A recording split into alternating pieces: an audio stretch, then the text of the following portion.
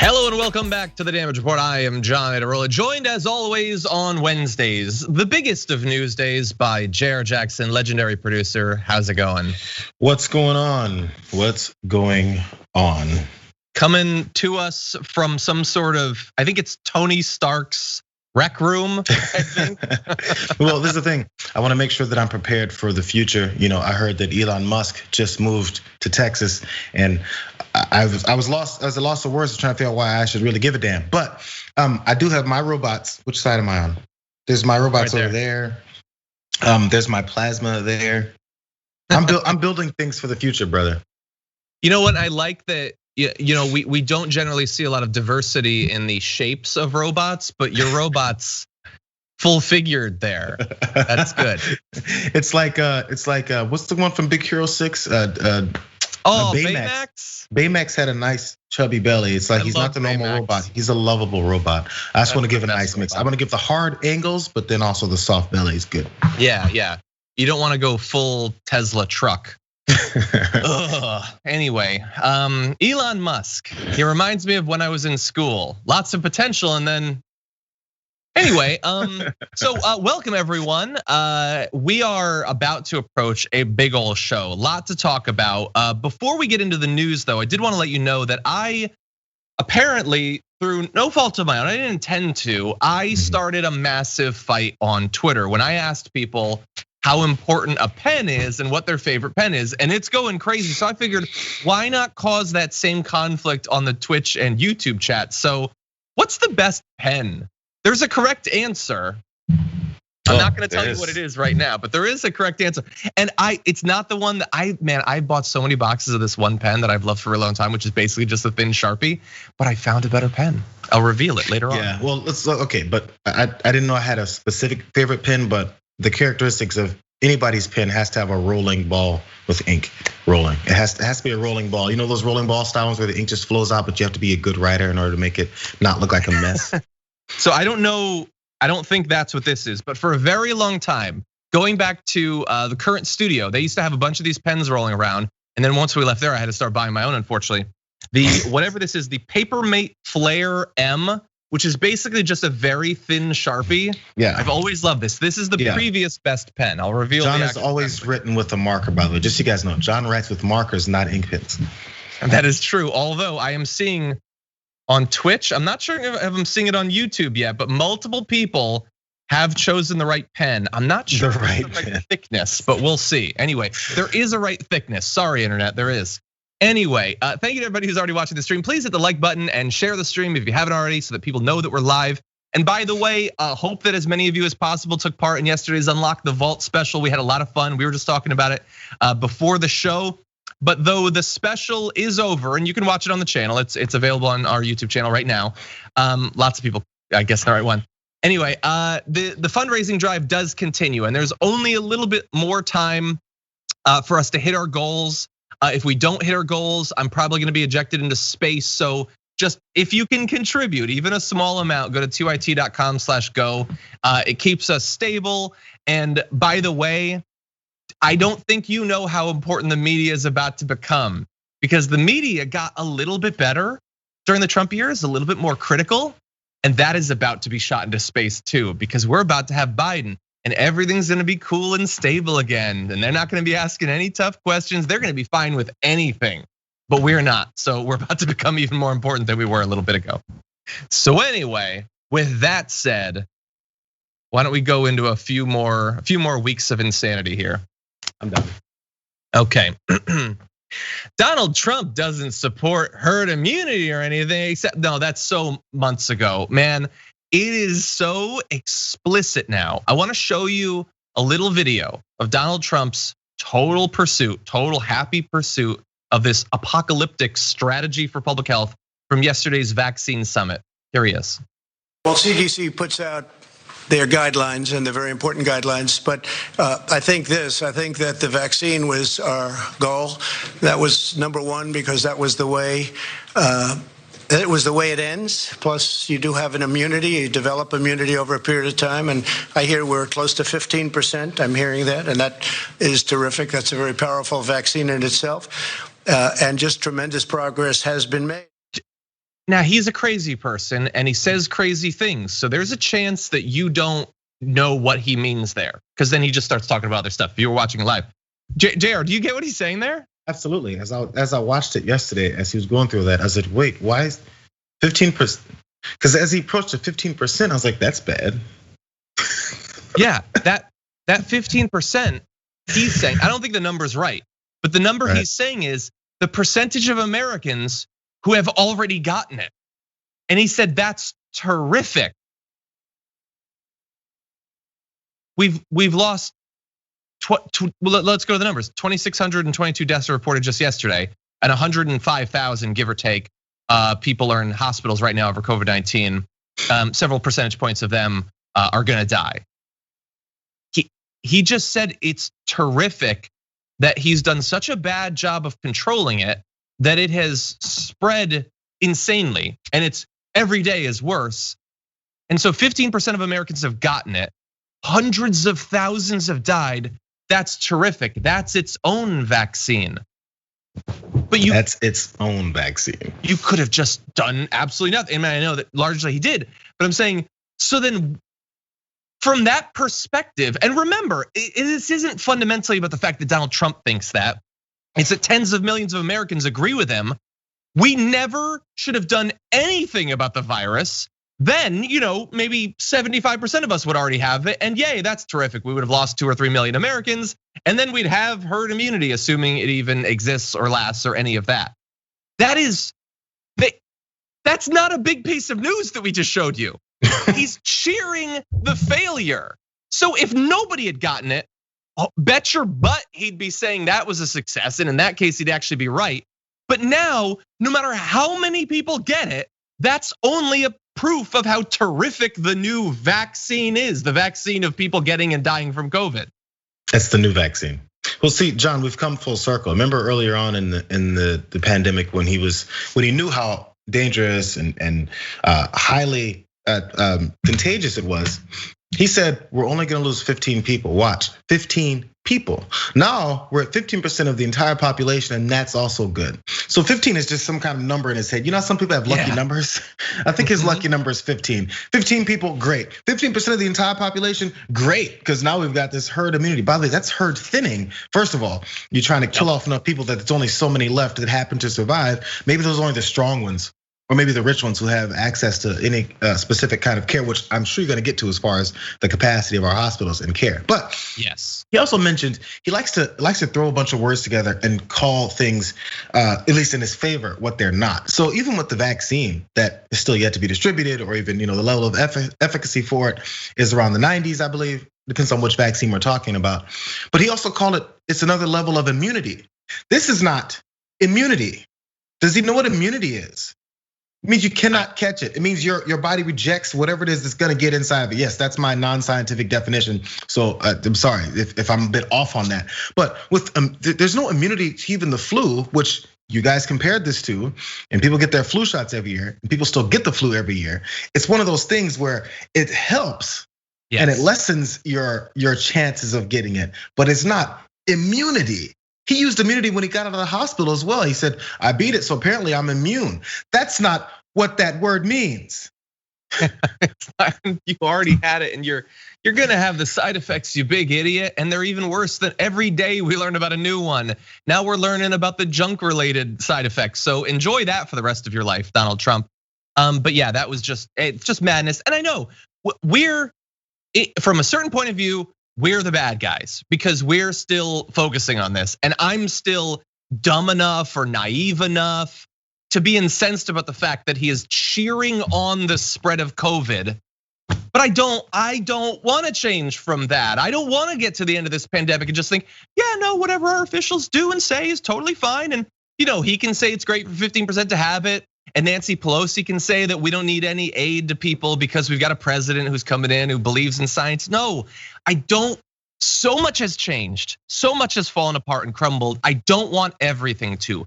We should still be enraged by the end of this. Because at the end of this, it's not truly the end of this. So many people, hundreds of thousands, will still have long-term ramifications of the fact that they have COVID. We're gonna have other pandemics are gonna spread. Hopefully we'll be better place to fight against them without Donald Trump in office. But watching videos like that, like we can't get rid of him fast enough. John, you ended up bringing me to another thought, because this is what frustrated me too, because Democrats will be doing this as well. You brought up Nancy Pelosi talking about a new president is coming in, therefore we have vaccine coming in, things are gonna get better. I hear you, but what they're also liking to say is they're giving us this image that January 1st, 2020, first of all, so a lot of people, 2021, a lot of people are thinking, oh my God, it's the end of 2020, everything's gonna get better. That's just another date of the calendar. I don't think COVID is going, just gonna wait until the end of this year, because those New Year's parties, they're gonna knock me out. It's still gonna be here, number one. So even January 20th, magically, when Biden gets into office, it's still gonna be here. So anyway, they point out that Biden said, you're still gonna have to wear your masks for the first 100 days of his term. First 100 days of his term, what is gonna happen in this first 100 days that's suddenly gonna magically make us not have to wear masks anymore? I don't get this logic. Why are we now going down the same road of magical cures and dates of ending that don't exist? Just because you're there. You're not some wizard that's gonna come in and wave this wand around and say, February 20th, it's been 1 month. You have a few more left. It's just not, it doesn't work that way. Right. Why are we saying these stupid things? Yeah, I mean, look, hopefully, if all goes well after those 100 days, a significant chunk of the US population will be vaccinated. But and why shouldn't we assume that everything will go well? Everything has been so far. Yeah. And by the way, and we got a couple more crazy videos, and then we're gonna turn to the ICU stuff. But let's say that I'm wrong and Jayar's wrong and everybody's wrong, and it's not gonna get worse.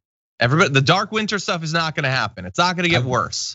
What if it just stays the same?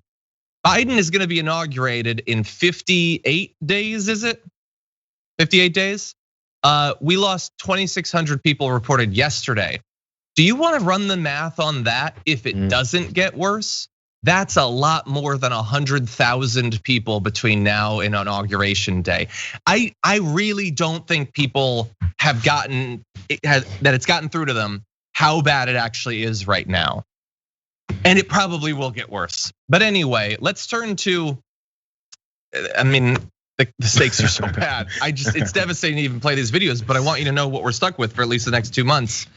Donald Trump, when he was running for president, he said that he was gonna learn and he was gonna get better and all of that. And we're now in the last 2 months of him being president. So if that was going to happen, one would think that it would have happened by now. Let's check in on his progress in being able to be competent, or at least communicate well about the most important crises of the last century. So here is Donald Trump talking about how he sees the numbers developing in the near future. The numbers should skyrocket downward. That's not a thing. That's not how humans talk. And the thing is, that video was played at the vaccine summit, where this is good news, right? We've got the vaccines coming, and it could have gone in one of two ways. Either he could have had the vaccine companies there, but they don't want to be there because Trump, or he could do a good job in lieu of that. But unfortunately, things are skyrocketing downward. And also, let's really fast, let's play this. So this is about the historic achievement of getting the vaccine done as fast as it was. Before Operation Warp Speed, the typical time frame for development and approval, as you know, could be infinity. What does that mean? Sure, I guess you could start work on one and never achieve it. And that's true. There are things that we can't vaccinate against, but that wasn't really what we thought we were up against here. Man, what a way to lower the bar for success. We beat infinity and beyond. So I guess great. So wait, I'm sorry, I gotta hear the quote again. What's infinity? His timeline for development could be a long time or infinity. That was the bar. Infinity was the bar. Okay, so again, it's a bunch of lofty words and aspirations and claims of cartoonish type of end games that he engages in. That's really all he's got. So first of all, the skyrocketing downward, you would think it doesn't make sense, John, because obviously the sky is up, but downward is down. But as we all know, in the past 4 years, up is in fact down. Left is in fact right, north is south, and east is west. This all makes sense actually in the grand scheme of things, the way if you want to approach things a certain way, because also illegal is now legal. If you commit a crime, as long as you're along with the Trump people, you're a patriot. And if you don't commit a crime, then that means you're a criminal. All these things have been established within this administration. So there's absolutely nothing weird about a downward skyrocket. Yeah, well, except, I mean, it can still be beautiful. The last bit of it tends to be really horrific though. It does explain a lot about Trump Airlines in skies. It also explains a lot. Actually, if you're going to be part of his Space Force, please don't join now because you will be going into the ground. Let them work out the bugs first. And finally, we have sort of become used to the fact that Donald Trump and the rest of the federal government doesn't care about the skyrocketing upward death numbers. They don't even talk about it. They don't even acknowledge that thousands of Americans are dying every day. And he is only being president in regard to the virus, in regard to trying to take credit for the fact that scientists developed the vaccine. That's pretty much it. But we're gonna switch things up. And rather than make a mockery of the public health response of the federal government, he's going to mock the response of other governments.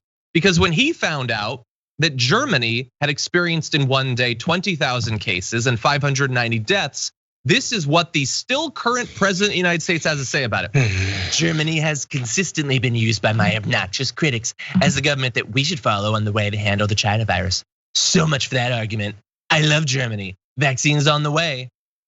So you can't just throw "I love Germany" at the end of something after mocking the fact that they lost a lot of people. That's not how that works. You don't get to like tell Don Jr. what you really think about him and then pretend you love him afterward. That's not how it works. Well, also, I know he doesn't like numbers. He definitely doesn't like accurate numbers. And apparently testing is what creates numbers. How come this argument isn't used for Germany?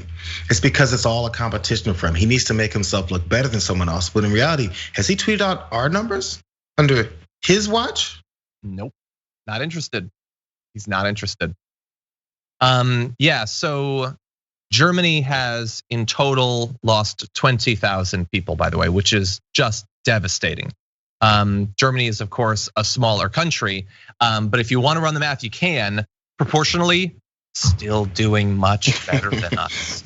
And let's say, okay, if you're really worried about Germany, because after all, he says that he loves Germany, let's do something to help them then. I mean, obviously we're not in any position to do that because of his lack of leadership, but it's such a bizarre way to look at the world that bad news happening somewhere is a way to own your domestic critics for your own failure. It is such an alien way of thinking about morality or public health or the role of a government official.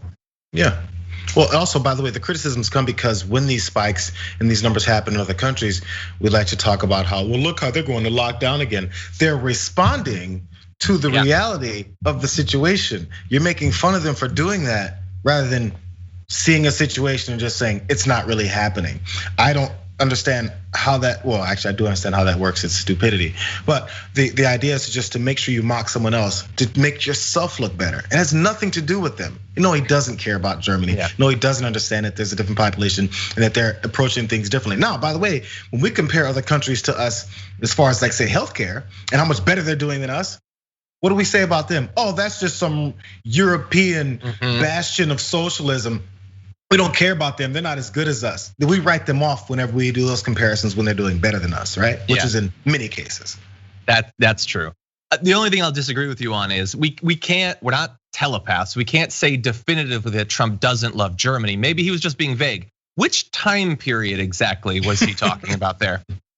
Anyway, let's turn to just a little bit more on COVID before we move on to other issues, including the runoff elections that are coming up soon. To give you an idea of how rough the next few weeks, perhaps the next few months of the COVID situation in the US might be, let's take a look at the ICU capacity issue that many areas of the country are currently facing. There you're seeing sort of a heat map for how full ICUs are in different counties.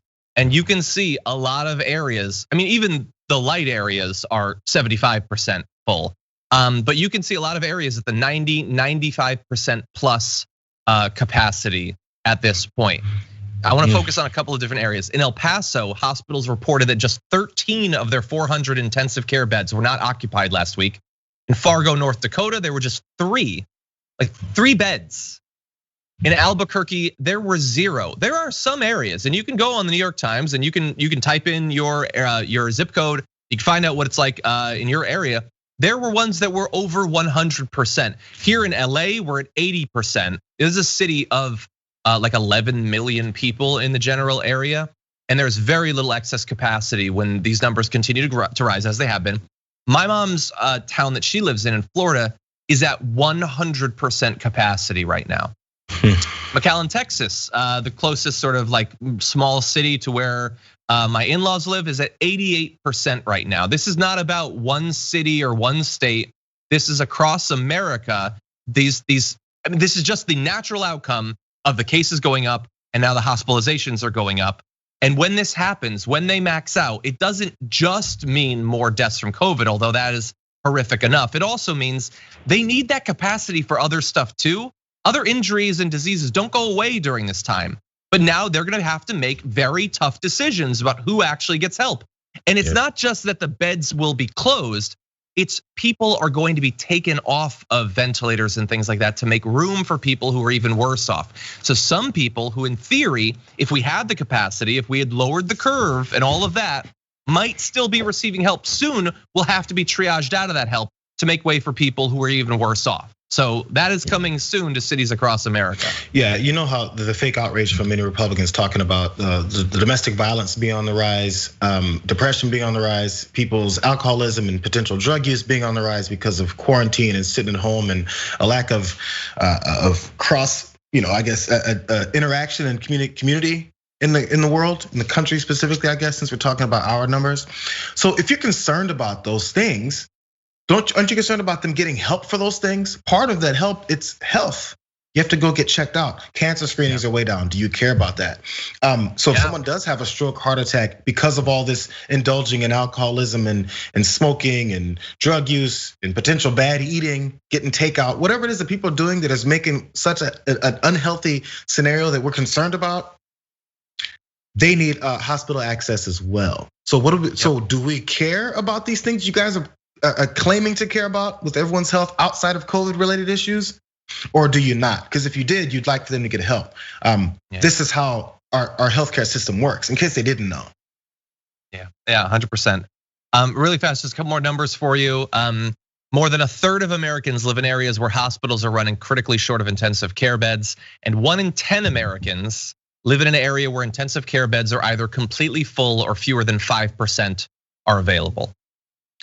And look, we throw this out here, hoping that it will change people's behavior, because this is like we've gone along a lot of steps to get to this point.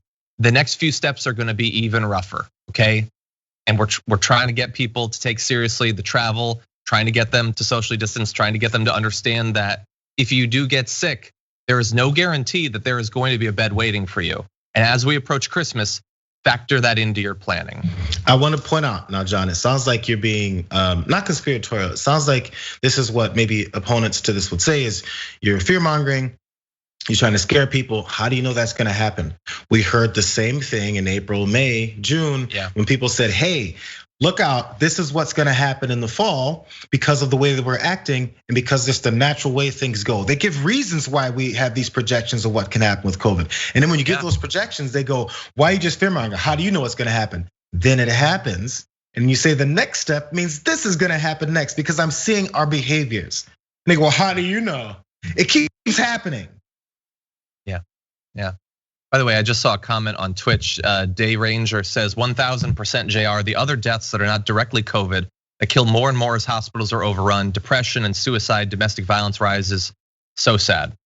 Yeah, exactly. The next time a Republican, even if it's not, if your friend of yours or family member says, hey, you know all the bad things that are happening to people in their houses now? We need to open up so that they won't be committing so much domestic violence and alcoholism and all these things, et cetera, et cetera. And ask them next, because no one ever finishes the thought. They like to give you the fear part, but they don't give you the solution because they don't have one. The end point is the fear. So after they say it, go, oh man, that's concerning. What should we do about that? After that's just opening up. What do we do about the people who are now addicted to drugs? What do we do about people who are now are beating on their family members? Or what do we do about the alcoholism? What should we do now? Are you concerned about it? And when they go, I don't know, go, well, until you have a solution to this problem, how about you shut up? Yeah.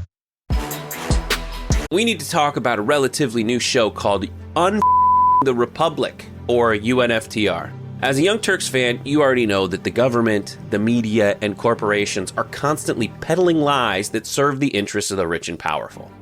But now there's a podcast dedicated to unraveling those lies, debunking the conventional wisdom. In each episode of the Republic, or UNFTR, the host delves into a different historical episode or topic that's generally misunderstood or purposely obfuscated by the so-called powers that be, featuring in-depth research, razor-sharp commentary, and just the right amount of vulgarity.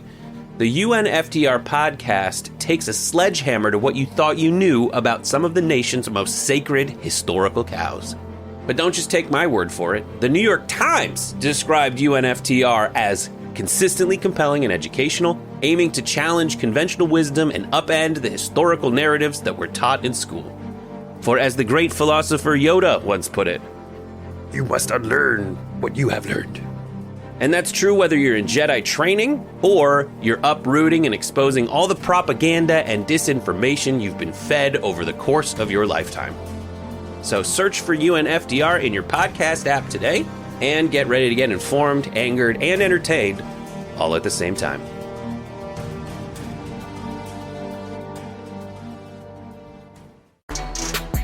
We've got two very important Senate runoff elections happening in just a few weeks in Georgia. And if you watched the debates that just happened, not looking great for the Republicans necessarily. One didn't even show up, and the other looks like a poorly developed robot. But that doesn't mean that the Republicans don't have a strategy, and it's the same one as always. They're gonna make it as tough to vote as possible. In Cobb County, the state's third most populous county with more than 760,000 residents, election officials have announced 5 early voting locations, fewer than half of the 11 used for early voting in the election that just ended 1 month ago. See, because Georgia, like I don't know if you've been following this, a lot of people voted in Georgia, and it turns out when a lot of people vote, the state can flip to blue. So can't have that. We need to cut those polling places. In an interview with the Washington Post, Cobb County Elections Director Janine Evler said she didn't have the staff to run more early voting sites, which that might well be true. The thing is, staff could be available if the state cared enough to actually pay for it. But like that just leads to more people voting. And in particular in Cobb County, we don't want that. And bear in mind, a lot of people apparently want to vote in this runoff election. Nearly 1 million voters have already requested mail-in ballots for the runoff election, according to election officials. About 1.3 million mail-in votes were cast in November's general election, which Biden led by about a 400,000 vote margin. I mean, that is pretty amazing. We still have time, and it's close to the number for the presidential election. Yeah. If you're a Republican in Georgia, Jayar, that has got to be terrifying you. Well, they know, that's the thing. So, I mean, again, we just mentioned how, they want Red Lobster in the Olive Garden to open up so you can sit inside and have your unlimited breadsticks. But they don't want to have enough election sites or election officials hired to run this election correctly. I think we find out where the priorities are. Chicken Alfredo, as you mentioned, is definitely up on the list, but voting is definitely not. Yeah, voting sauce just isn't delectable enough, I guess. Democracy, it doesn't do it for them. And so look, obviously as a result of this, a lot of people are worried about the voter suppression and in particular how it is going to affect in Georgia, especially people of color. With a group of advocates, including Georgia branches of the NAACP and the American Civil Liberties Union, writing a letter to local officials saying, we are especially concerned that these closures will be harmful to Cobb County's Black and Latinx voters because many of the locations are in Black and Latinx communities. That is going to be a shocker to the election officials in Georgia. When they find out that they potentially suppressing Black and Latinx voters, like that's not their intention, not at all, not at all. And take a look at this as we continue. You can see this Cobb County advanced voting sites, and you can see this sort of demographic breakdown on the right there. But this isn't new, man. In Georgia a couple of years ago, they removed so many polling places. That was That was Brian Kemp. That was how he got elected, was by doing that. Why wouldn't they double down on that? Let's not forget, the Supreme Court weakened the Voting Rights Act several years ago. And then a year after that, the Congress was trying to pass laws to help strengthen it again. And I remember Democrats were trying to push for this, and Republicans were absolutely not on board. And they said specifically, this is a bipartisan legislation proposal, by the way. They specifically were saying it's not needed. The Voting Rights Act is just fine. No one needs to do this anymore. And also it's outdated in the way that they do it. So let's point out really fast. It was the Section 5, reactivate the Section 5, this provision of the Voting Rights Act. And what they would do is they would make states that have a history of suppressing people's votes, specifically, of course, minorities and disenfranchised communities. Those states that generally do that, anytime they have a change, they have to get this approved, because many times the changes, as we're seeing right now in Georgia, are designed specifically to disenfranchise particular specific voters so that you can win. Obvious on top of obvious. We know how this works. Now, again, this was 2014. Donald Trump was not president. This is the same Republican Party that has been doing this since the beginning. He just walked in and said, the Republican Party is like fresh and ready for me to come in and just invade and use at my will, because they're not for any kind of actual election security or any democracy. Why would they care about that? This is perfect for me. This party was tailor-made for Donald Trump to come in and become the dictator of it. Yep. So you mentioned 2013 when the Voting Rights Act was taken out. In the aftermath of that, Georgia shut down 200 polling sites immediately. And I want to put that in perspective. The early voting sites they're setting up for Cobb County is 5, third most populous county. So maybe they could have used those extra 200. By the way, and so we're comparing the 5 to, for instance, for Cobb County, the 11 that they had during the election that we just had a month ago. I don't want you to believe that like it was good then.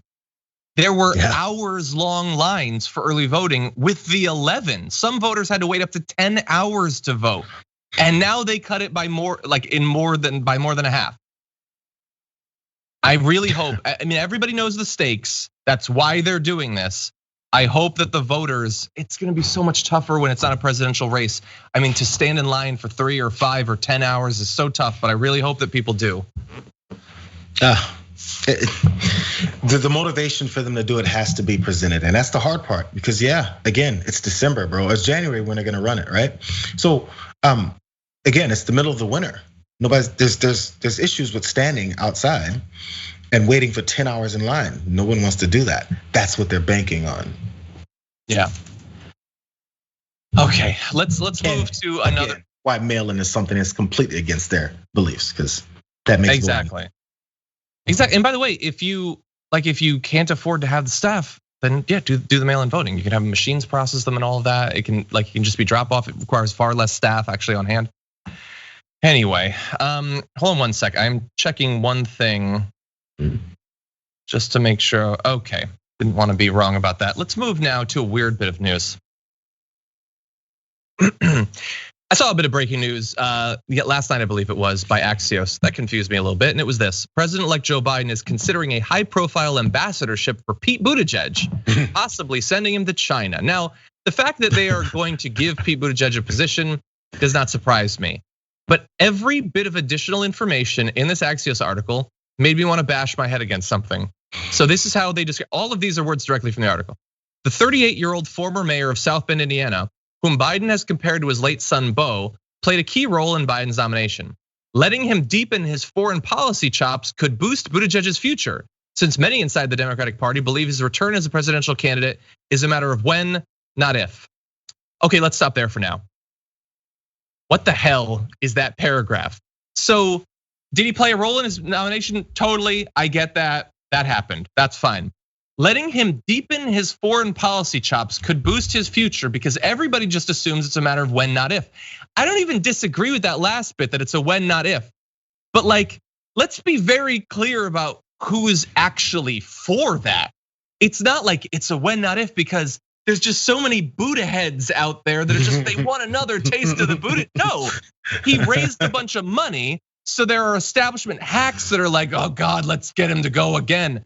He did terribly, and what was his key problem, Jayar? What was his key problem in the primary? That he would say a lot and say nothing? In terms of appealing to voters. Well, no, that's not a problem for them anyway. It was that there was like 3.5 black people who were interested in voting for him. Yeah. Has that changed in any way? Well, maybe his ambassadorship to China will change that. Okay.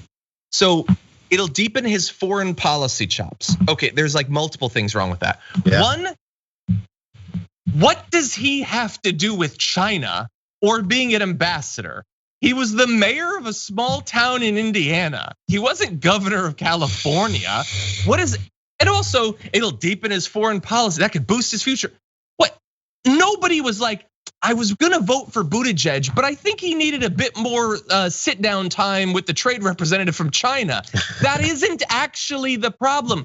This is the sort of BS that people who don't know or care what voters actually care about think matters. These stupid little showy positions where he's gonna go there, he's gonna do nothing for 4 years. He's gonna learn nothing for 4 years, but he'll get to do a couple of photo ops and that'll play well. No, nobody cares about that. Nobody is interested in that. Nobody is like, well, I'm really thinking about Bernie or Buttigieg, and did he spend enough time in Beijing? I don't know. That's just such establishment BS. Yeah, translation as far as boosting his foreign policy chops, it's boosting his national name and his spotlight on him. That's all it's doing. It's boosting his image. It's boosting his stock for his next run. That's all it says. So by the way, while he's, who knows his foreign policy chops, but according to this article, they're not that good.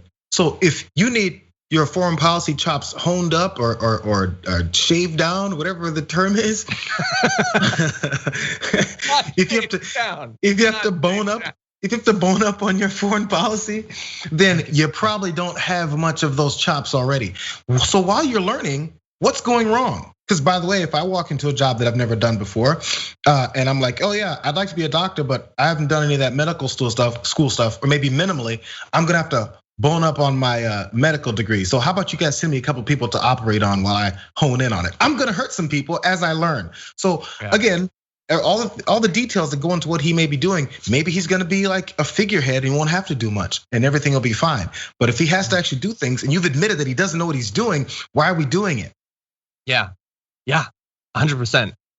They mentioned one of. By the way, sorry, John, I have too much to say today. If it's obviously Buttigieg is supposed to get a position because of his help. We all know that. They just couldn't figure out where to put him.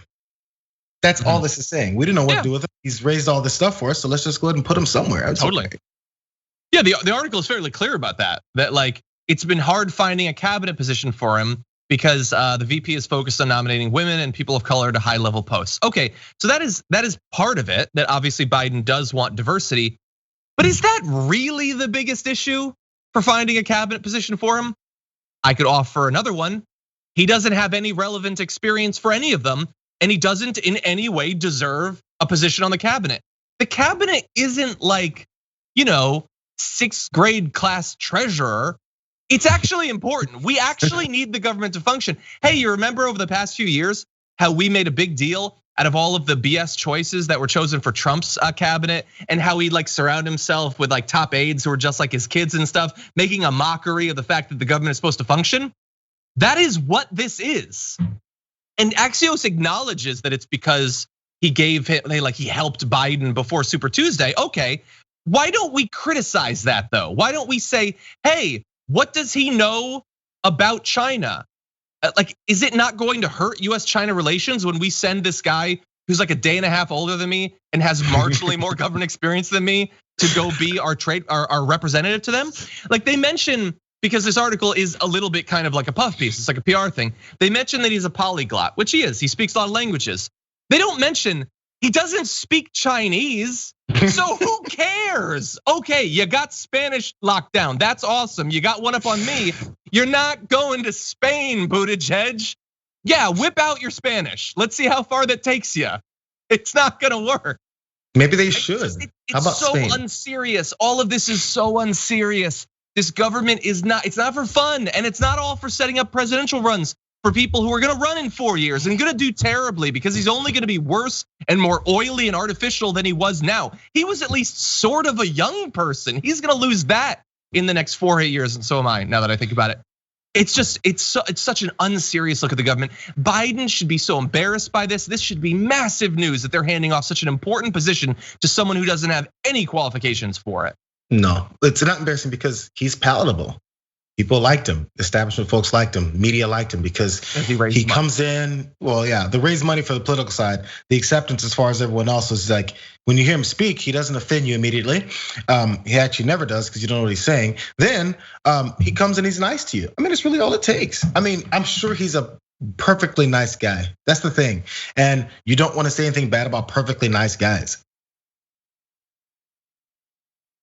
You're such a meanie, John. I guess. I just sort of, like I was kind of hoping that like we'd have like a big about face going from one administration to the other, but like no, there's still gonna be some things where it's like these positions are considered. Like you're supposed to give like the ambassadorship to like some big donor of yours who's like aid, but to a small country, not to China. It's actually important. So for a long time, we've been talking about Kelly Loeffler as well as David Perdue, both Republican senators up for re-election in this runoff election. Both of them spent the year doing nothing but personally profiting off of the insider knowledge that they have about coronavirus.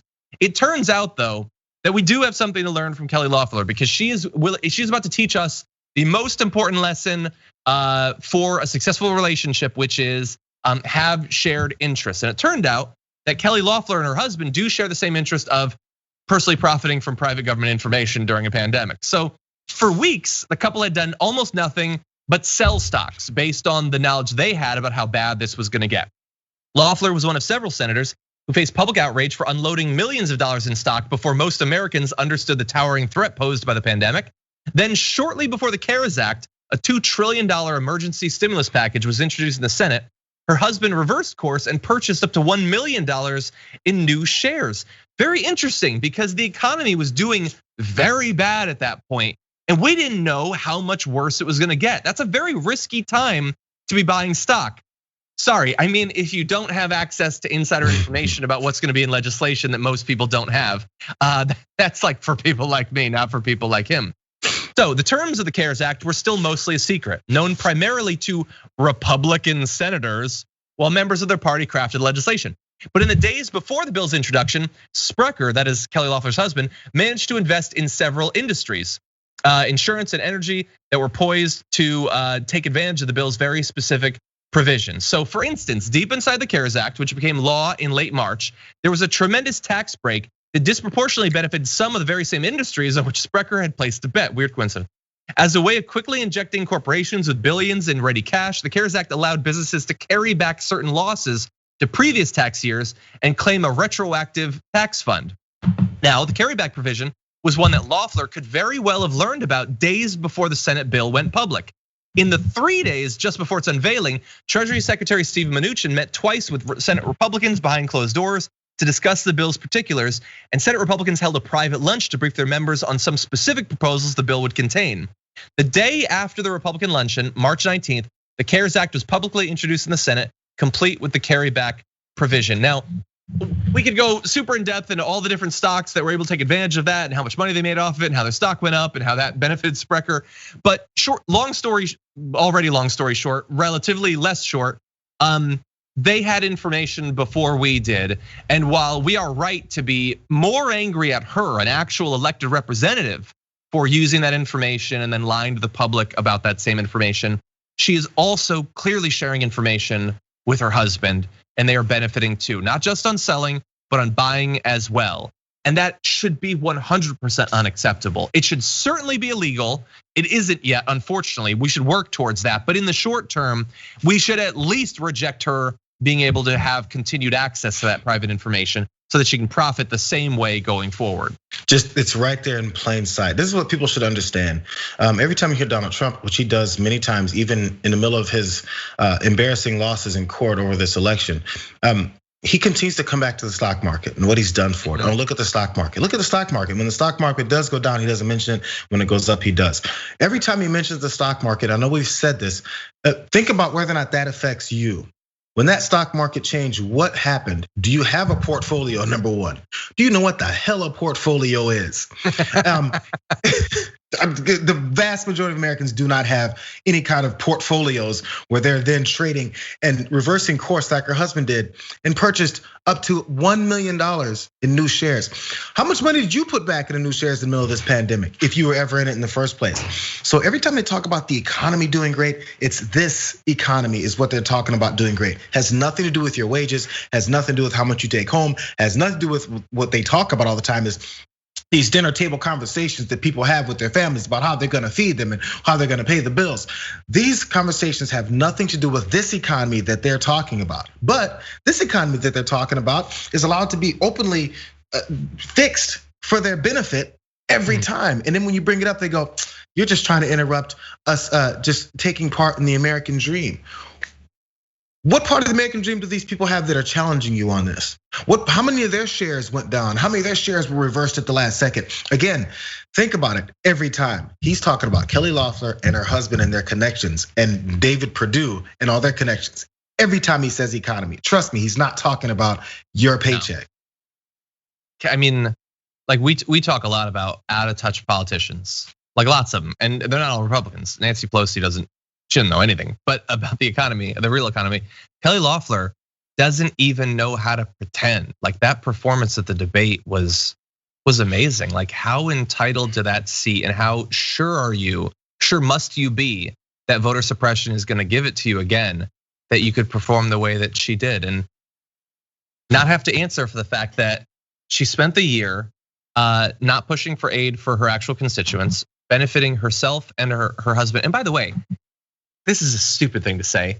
Like if she was even only as wealthy as your average representative, I would almost sort of understand a little bit of it. Wouldn't be acceptable, should be illegal, at the very least it's immoral.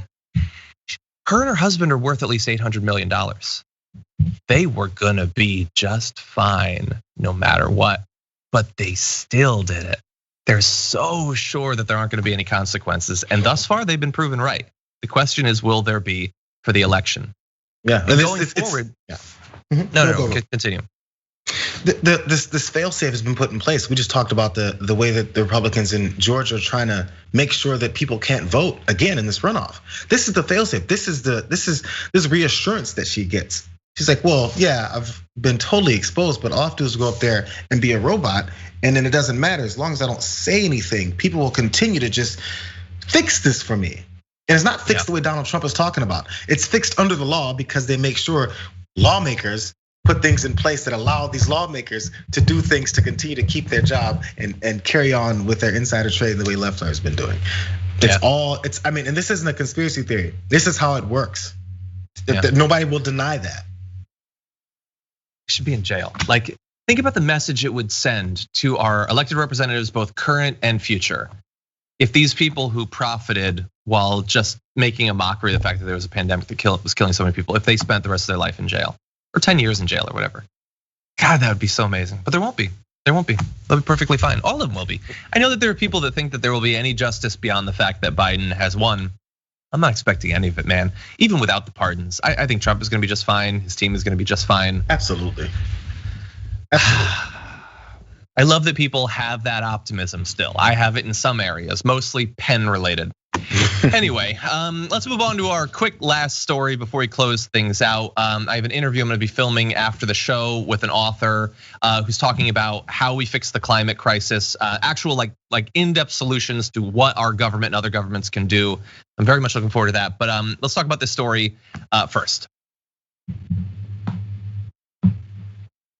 We've been lucky so far that while a lot of people have been talking crazy about the election, and there is very much a fear out there that Donald Trump or someone else could say something that sparks some sort of mass violence, we thus far haven't really seen it. There's been isolated incidents, but not mass violence, not a new civil war or anything like that.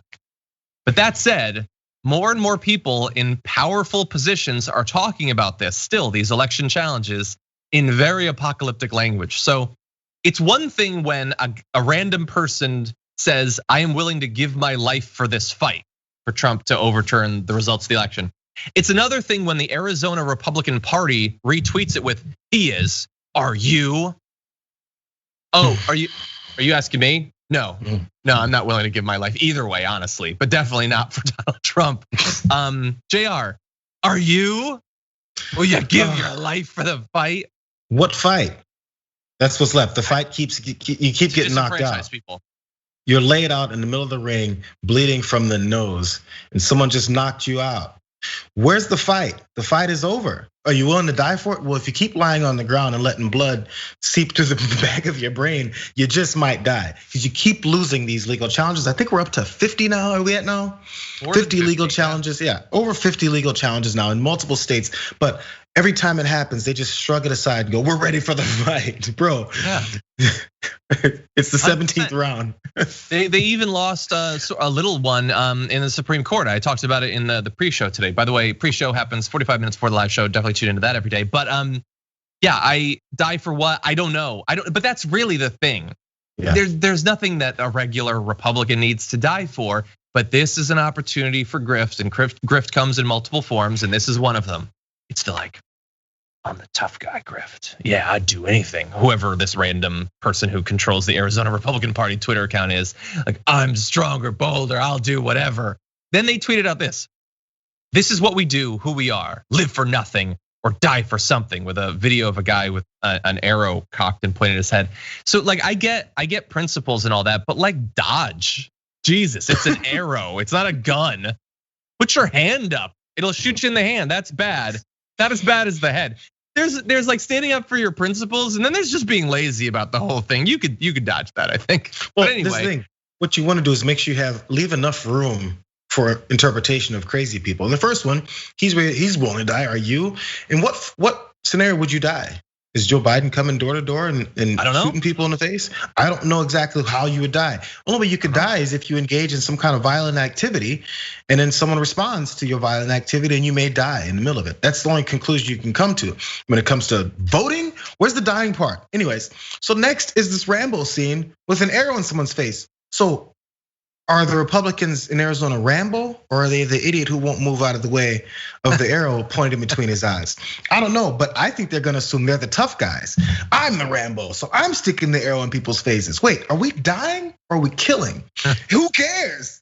As Brett Ehrlich says, as Simon Simonson of Simonson Sign says, who cares? It doesn't matter. Get shot in the face or shoot in the face. It doesn't matter. We're all just collateral damage to make sure Donald Trump survives and continues on with this facade. Exactly. Yeah. They're talking about dying for it. My fear is that they're encouraging people to kill for it, because nobody is coming with a bow, which would be kind of cool at least. But nobody's coming with guns at you. You guys are the crazy ones. Like, do you not get that? But it isn't just them. I have a limit on how much Lou Dobbs I can take. I think it's about 11 seconds. So I'm gonna give you 11 seconds of Lou Dobbs being a tough guy. My God, this is not a time for internecine nonsense on the part of the Republican Party, which is watching its blood drain into the streets because they're gutless. See, that's again, it's the same thing. It's the like I'm more angry than anyone. Please keep watching my program. Like, there's blood in the street. Why is it all the blood imagery? We're talking about votes, like, and you lost by like 7 million of them. I get it that if you just talk about what's actually happening, it might be a little bit boring because it's just politics. But it's not about blood. Nobody's trying to kill you. Nobody's got an arrow in your face. You're not gutless, and your blood isn't leaking into the snow. That's not actually a thing. It's as little of a thing as your hair color is a thing. It's not a real thing. You just made it up. You guys, you gotta play Lou Dobbs' hair color silently underneath that, because I don't think enough people notice that. I notice it all the time, and I try not to bring it up because it's odd. But so yeah, the blood in the street, the arrows, they're willing to die. All these people are trying to harken back to this like idea, because I'm a real patriot. I was a patriot in 17, whatever. So you, by the way, if you were around in those times, you tough guys who like to talk about blood, gore, killing people, being killed, dying for the cause, you'd have been in the back of the line. You would not have been in the front lines of trying to clash with anyone and running into bayonets and getting killed. No, none of that would have happened. You wouldn't have been on Donald Trump's 1,800 airplanes back in the 1800s, landing in airports across the country. You wouldn't have been on those Revolutionary War. You would not have been on those airplanes. So anyways, the idea is to not have anything that's based in reality. Is to have these lofty like dreams in your head. Then you go outside and you try to recreate it, and you find out you're just a clown. Because they're gonna get in the streets and bumble. Yeah, clown, painted face and all. Really fast, I want to talk about how different people can interpret different things at different times of their political awakening. So really fast, can we play that Lou Dobbs video really fast and just pay attention to the delivery of his lines? My God, this is not a time for internecine nonsense on the part of the Republican Party, which is watching its blood drain into the streets because they're gutless. Do you get, does anyone get like what he's doing there? Like, I think it's honestly an impersonation. Does anyone know what I'm about to say? No. Because I recently rewatched V for Vendetta, and he's just doing Louis Prothero, the voice of London, where he's like screaming at the camera and like God above all and England will prevail and all. That's all he's trying to do there. And it makes me think back to 2005 when I watched V for Vendetta, and I was still relatively new into politics and everything at that point. I was very worried about George W. Bush and fascism and everything.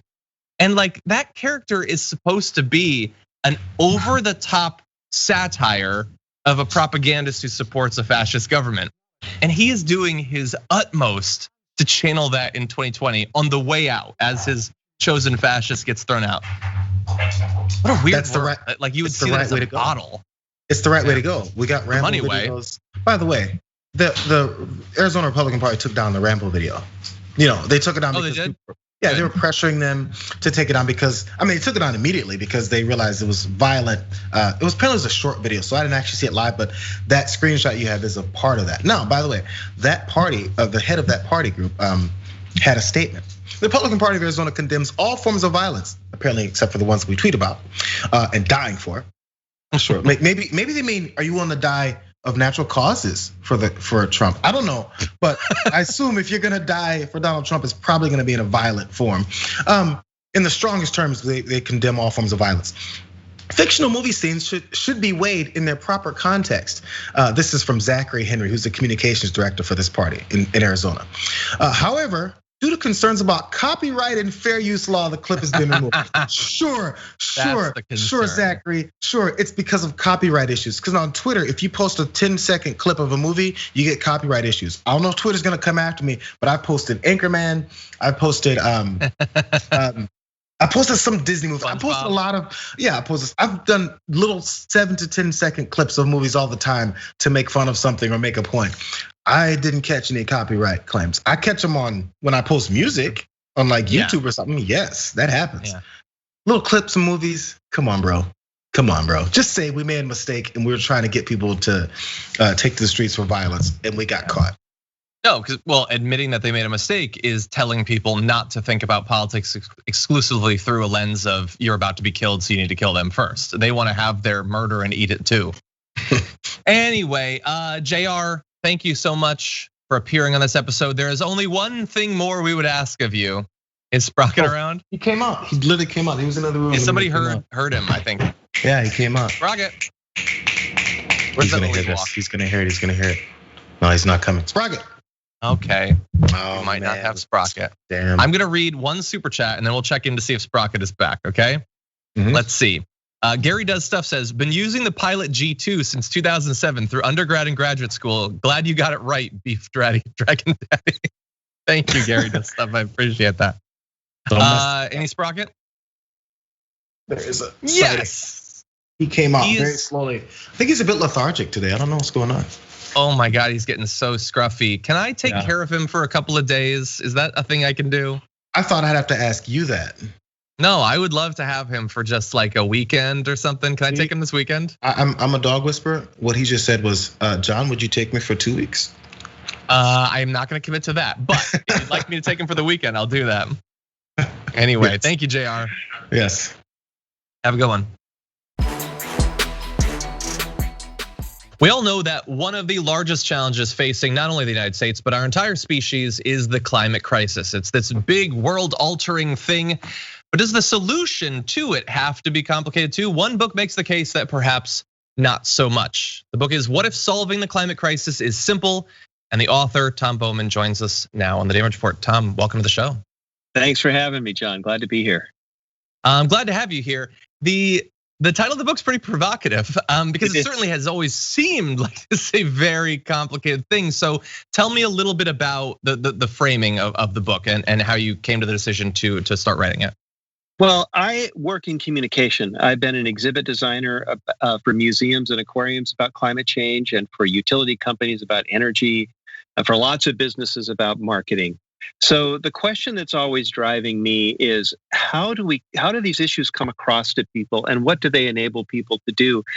And what struck me is that in all the documentaries I've watched, all the books I've read about climate change, they describe this Gordian knot of entangled global systems, right? We've got atmospheric and chemistry and physics, we've got global transportation, food distribution and production, urban infrastructure, transportation systems. And when you try to solve one piece of this knot, you pull on a thread and pretty soon you're pulling on the whole knot, right? All the threads are intertwined. And what that does is it creates a myth that we need to create a master plan to solve all of this at once. It's a master plan that nobody has control over, even if you could invent it. And it tends to make people feel small. It makes us feel powerless. And there's a survey that shows that even though half of the population in the United States think we could solve this problem, only 6% of us believe that we actually will. That strikes me as a fundamental mistake. And so if you sort of turn that upside down, right? Just turn the whole thing upside down, what do you see? You see that all we really have to do is stop burning fossil fuels. Doesn't mean we have to change everything, go about all of our lives differently. But as we make the decisions we make every day in our businesses and governance and personal lives, we can find ways to do that with a top priority now. And that priority is to burn less fossil fuel as we go.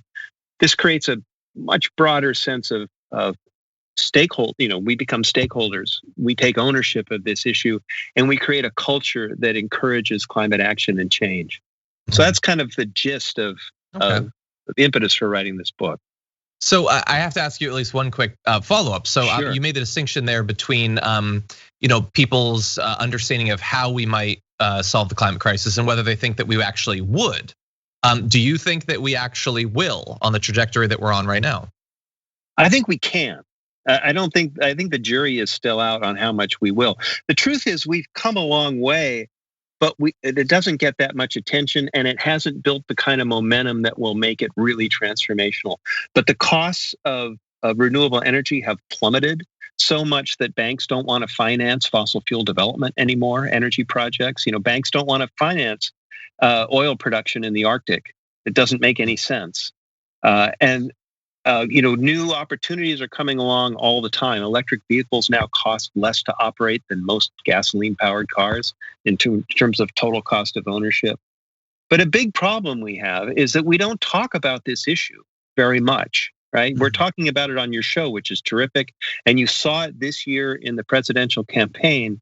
But surveys show that most people don't even talk to their family and friends about it. And as long as that's the case, none of us feels really compelled to act because we feel alone. We don't feel like we're part of a social norm that says, this is just what we do as people. We solve this problem as we go along.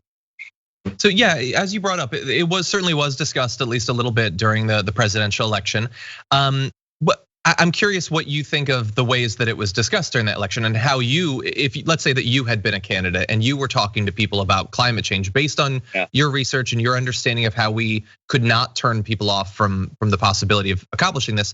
How would you advise politicians to communicate about the crisis? I would try to create a sense of national purpose around it, a sense of mission and a sense of hope. We always talk about climate change as if it's this daunting, horrendous catastrophe that's bearing down on us like a freight train that we don't know how to stop, right? That doesn't make me feel empowered. Does it make you feel empowered? Does it inspire you to create the future you want? I want to breathe fresh air. I want to feel more connected to my brothers and sisters who are non-white and non-male in a society where we're divided. These are things that we all really want. And if we talk about solving the climate change in terms of doing the things that we want, rather than just trying to avoid the things we don't want, there's a real pull, there's a real allure to it. And Now, I think there are policies that need to be discussed, policies that stimulate market innovation, that change the way we do employment practices in some ways. Government contracting should encourage training in climate awareness and climate solutions. We need to bring forward voices that talk about solutions in productive ways and encourage innovation and all those good things. But I think the key to it is to start talking about the future we all want to live in, rather than just talking about how we have to fight against, not sure who sometimes. All this rhetoric about fight often gets in our way, I think. I'm curious what you'll think about this one topic, because I've long agreed, and I think a lot of people have agreed, that we don't want people to feel powerless. We want them to feel like they're part of this, that there's something that they can do. And so not just in the climate, but in environmentalism generally, there's been a lot of advice for people about what you can do to lower your carbon footprint, or you can use a certain type of straw, or you can buy an electric car. But then there's also, more recently, there's been a sort of a counterforce to that, which is people are being trained to focus too much on what they as an individual do, when really what we need to be talking about is what the government, what industry does. What do you think about that dialogue? Yeah, I think that in a way that kind of gets to the point, but it's a little bit off. What we need to talk about is our collective action. And so businesses are about collective action, right? I took it upon myself when I owned a design business in 2006 to try to decarbonize our operation. And I discovered, much to my surprise, that we reduced our emissions by 2/3 in just 15 months, and we saved money in the process. All we did was eliminate waste and we didn't really experience a change in our lifestyle or in our business practices. We just eliminated gasoline waste, electricity waste. And what happened was it inspired the people who worked there with a new sense of mission and purpose. And this begins to have an effect, a ripple effect. They talk about it with their friends and peers. And, so we do need to speak in terms of our collective capacity and stop the focus on trivializing this to just individual actions. I think you're exactly right about that. And one other challenge I wanted to ask you about was, there's obviously a segment of the US population, and in other countries we see this as well, that either don't accept the climate crisis or are resistant to, for instance, like government efforts to do something about it. Some people seemingly over the past few years, that's become sort of bound up with their political identity, is opposing these sorts of changes. Do you see your path about the sort of shared national purpose? Is that a way to potentially get through to these people? And do you see that potentially working? I think what we need to do is to be talking to people about the lives they actually live and in the language they actually speak. A lot of the problem with climate change as an idea in parts of rural America, say, that are conservative, is the impression that a heavy hand of government that they don't want to see is going to descend upon them and force them to live in a certain way. I wrote a prior book once for a business industry that I worked in, and at a conference somebody said, "I'll take your book, but I'm not going to give up my pickup truck, and you can't make me do it." And this was in a rural community where pickup trucks make all kinds of sense. You need one, right? The point isn't to just take things away from people, but to have a dialogue with people that allows them to think of this according to the values that they live with. There's a city in Kansas called Greensburg that was literally wiped out by a tornado. And they decided to rebuild as a model green city. And they did it successfully. There are more LEED certified buildings in that town than you would expect to find in a small rural community. And I was talking to someone there, and I said, "Why did you pursue these liberal coastal values, in rebuilding the town?" And he said, "These aren't coastal values. Stewardship of the land is part of our soul. This is what we're farmers. This is what we do." And yet we never talk about climate change in those terms, in the terms that make sense to them. We want to impose the language that we speak rather than listening to the language that the people we want to talk to speak. And I think that's our biggest mistake. Very interesting. Well, look, I know that our audience is very interested in climate change. Well, if you're watching this and you want to potentially rethink a little bit about how you think about and communicate about climate change, the book is "What If Solving the Climate Crisis is Simple?" Tom Bowman, thank you once again for joining us on the show. We really do appreciate it. Thanks. Thanks for having me.